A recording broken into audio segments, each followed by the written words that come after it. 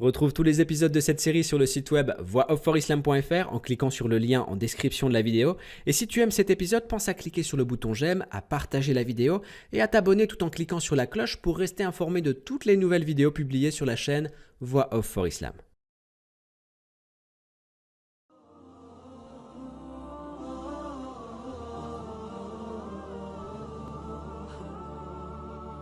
يسعد فؤادي كلما ذكر الحبيب ترنما ذاك الذي رب العلا صلى عليه وسلم نبي رب العالمين الصادق الهادي الأمين الطاهر الدمث الذي للحق صار معلما للحق صار معلما ذاك الذي رب العلا صلى عليه وسلم صلى عليه وسلم.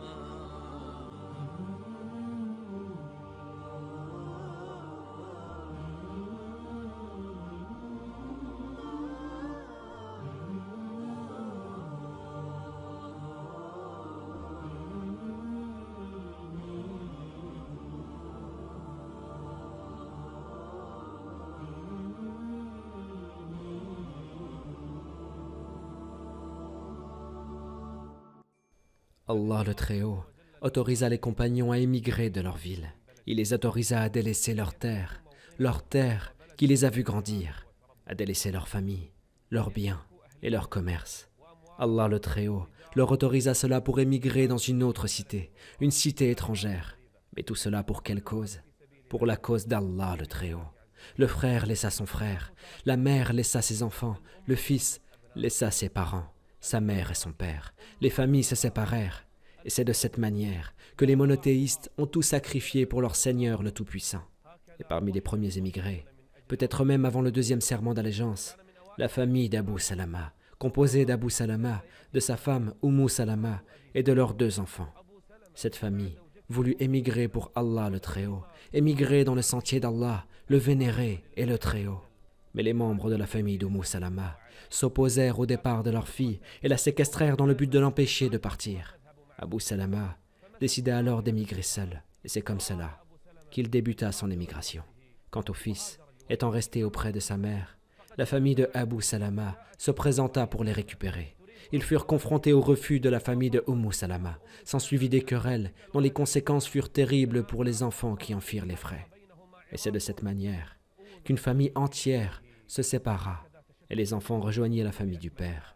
Le père a émigré à Médine et la mère est restée chez sa famille.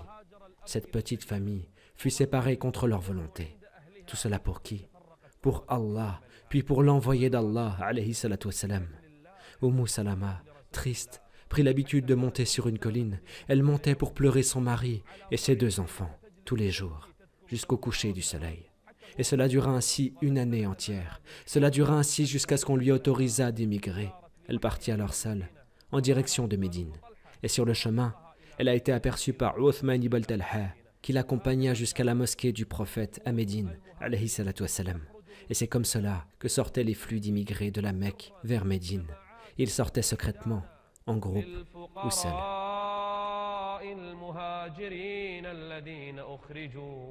الذين أخرجوا من ديارهم وأموالهم يبتغون فضلا من الله ورضوانا. Leur but était seulement de plaire à Allah le Très-Haut. Ils ne veulent rien de la vie d'ici-bas. Ils délaissent leurs biens, leurs enfants, leurs familles. يبتغون فضلا من الله ورضوانا وينصرون الله ورسوله أولئك هم الصادقون.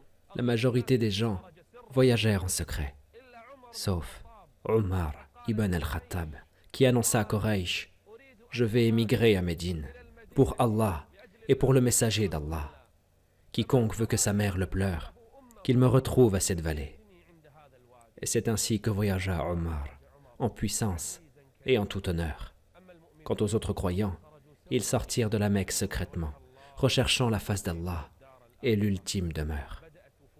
Les flux de voyageurs commencèrent à quitter la Mecque, où seuls quelques compagnons restèrent. C'est ainsi qu'Allah le Très-Haut autorisa les croyants à se déplacer d'une ville à une autre.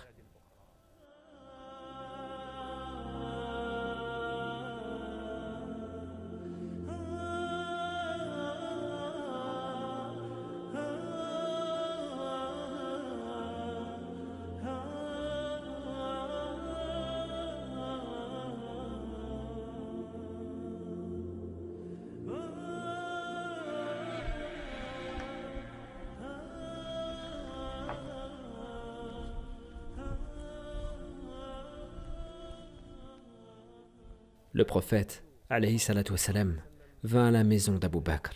Il vint à la maison d'Abou Bakr à la mi-journée. Il s'assit avec lui à une heure de visite qui était inhabituelle. Le prophète, alayhi salatu wassalam, rendait régulièrement visite à Abou Bakr, mais jamais à la mi-journée. Abou Bakr, qu'Allah soit satisfait de lui, déclara: la visite du prophète, alayhi salatu wassalam, à cette heure-ci, concerne sûrement un sujet très important, voire vital. À ce moment, la grande majorité des compagnons, qu'Allah soit satisfait d'eux, avaient déjà émigré à Médine. Et 2 mois passèrent depuis le grand serment d'Al-Aqaba. Le prophète, alayhi salatu wassalam, entra chez Abou Bakr, où se trouvaient près de lui dans la maison ses 2 filles, Aïcha, petite fille, et sa sœur Asma, assises auprès d'elle. Le prophète, alayhi salatu wassalam, les regarda et dit: fais-les sortir, ô Abou Bakr, car il s'agit d'un secret, d'un sujet sérieux, d'un sujet dont je dois te parler et qui doit rester seulement entre toi et moi. Abou Bakr jeta alors un regard à ses filles et dit: ô messager d'Allah, ce ne sont que mes filles. Il veut dire par là qu'elles ne représentent pas de danger. On peut parler devant elles, elles connaissent la notion du secret, elles ne le divulgueront pas. Le prophète, alayhi salatu wassalam, se décida à parler. Il dit: ô Abou Bakr, Allah le Tout-Puissant m'a autorisé à voyager et à émigrer. Maintenant est venue l'heure de voyager. C'est maintenant que va débuter la plus grande aventure de l'histoire de cette communauté. Abou Bakr s'intéressa alors à un autre sujet. Quel est le sujet qui importe à Abou Bakr? Il demanda: la compagnie, ô messager d'Allah, ce qui veut dire: m'autorises-tu à t'accompagner lors de ton voyage, ô messager d'Allah? Le prophète répondit: la compagnie, ô Abou Bakr, la compagnie, ô Abou Bakr. Abou Bakr se mit à pleurer. Aïcha dit: je n'aurais jamais cru qu'une personne puisse pleurer de joie jusqu'à ce que j'ai vu mon père pleurer ce jour-là. Abou Bakr s'assit dans la maison. Il s'assit et il pleurait. Il pleurait de joie.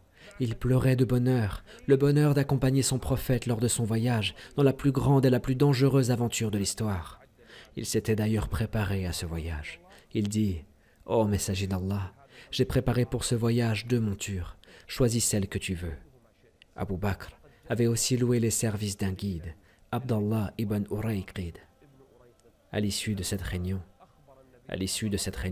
le prophète, alayhi salatu wassalam, s'en alla.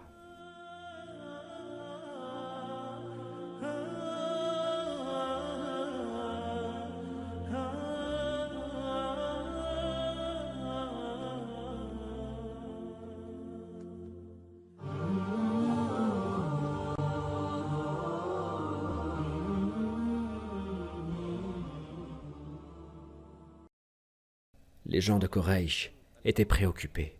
Ils étaient préoccupés car les compagnons du prophète, alayhi salatu wassalam, avaient pris leurs femmes, leurs enfants et leurs familles. Et ils avaient quitté la Mecque. Et cela allait certainement jouer sur la notoriété de la Mecque, ainsi que sur celle de Quraysh auprès des autres tribus.